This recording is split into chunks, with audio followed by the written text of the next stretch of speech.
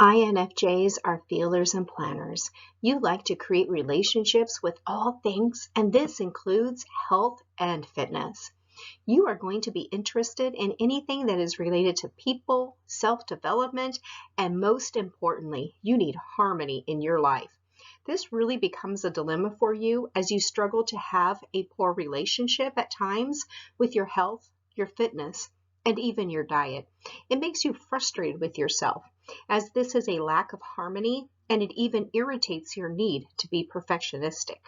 Remember that the essential point for you in health and diet is to find a way to live harmoniously with yourself and others. Find a compromise with yourself as you go through your health journey. And most importantly, be patient with yourself.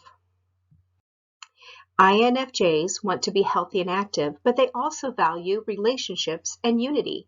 Remember to include these items in your health plan. The judging preference of your personality type also guides you in wanting to plan, organize, and to be goal-oriented. Be sure to set both long-term and short-term goals to keep you motivated. A helpful tip for the INFJ is to look ahead at your future. What do you want your life to look like? Now take your long and short-term goals and apply something to your day today. Maybe today your goal could simply be to take a walk with a buddy. Also, focus on sustainable, healthy choices. Like maybe you want to include more fresh fruits and vegetables in your diet, or replace some of the red meat with some seafood or fish.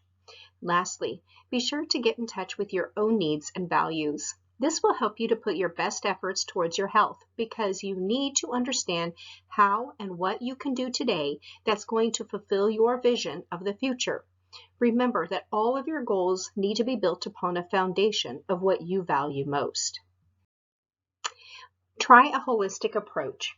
Mediterranean diets, Mayo Clinic, Weight Watchers, something that's going to consider your mental, emotional, social, spiritual, and even your physical well-being, as well as being interconnected to others and ways in which these are going to influence each other.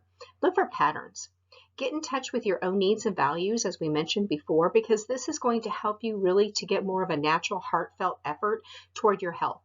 Remember, you really need to be able to understand what you can do today that's going to project a vision of the future, and that's where building upon your values, then from there setting those long-term goals, breaking them down to short-term goals, and then even further breaking them down to what you can do today.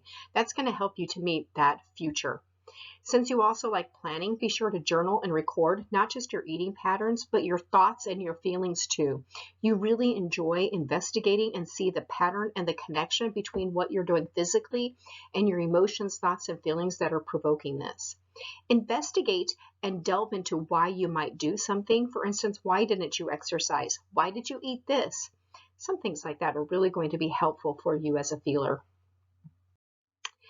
An INFJ personality type is one that really likes quiet routine and reflection, but you also really enjoy to please others.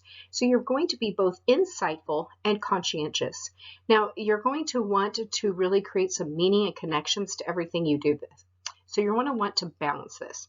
Find someone who can really encourage you.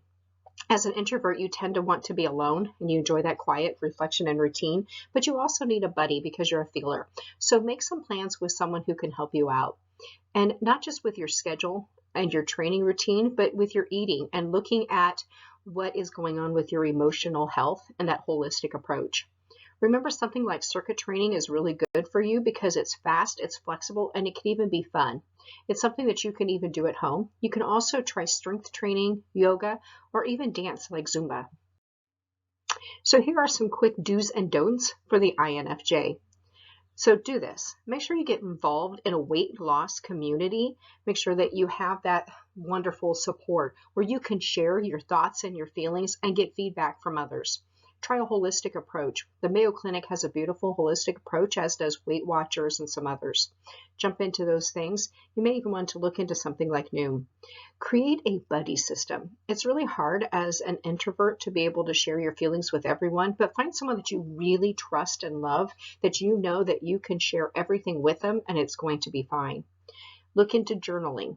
Journal not just what you're eating and what you're doing, but the underlying emotions and feelings that go with them. What is your thought process as well? And self-improvement. You love things that are self-improvement related. So you may want to create a chart. Create a chart that shows how many steps you took in a day, and you can watch the line move. Or maybe you want to do, I'm drinking more water, less soda, whatever it is, but find a way that you can be able to track some of these self-improvement pieces so that you feel like you're making a difference. You are not part of competition. Don't compete with others. Don't compete with yourselves. Don't criticize. You don't like the criticism of selves, and you don't like it from others. So this is going to be really important when you choose that buddy that you're going to hang out with, is you can tell them, I don't mind if you give me some tips, but don't criticize me, right? Be very honest that this is what you need to do. Also, be sure that you don't just concentrate on your weight. Getting on that scale is going to be frustrating, but remember that you can look back and say, wow, over the last week, I've increased my steps by 1,000 per day, or I have drank more water. Concentrate on things that are going to really make that lasting difference. One last word of advice. Since you enjoy self-improvement and planning, remember that you really need to combine those. And as we talked about, using journaling with charts. But don't forget those checklists. That's always important for you. And look for that person who's going to support you in your journey, but someone that you don't have to filter any of your thoughts. Good luck on your journey.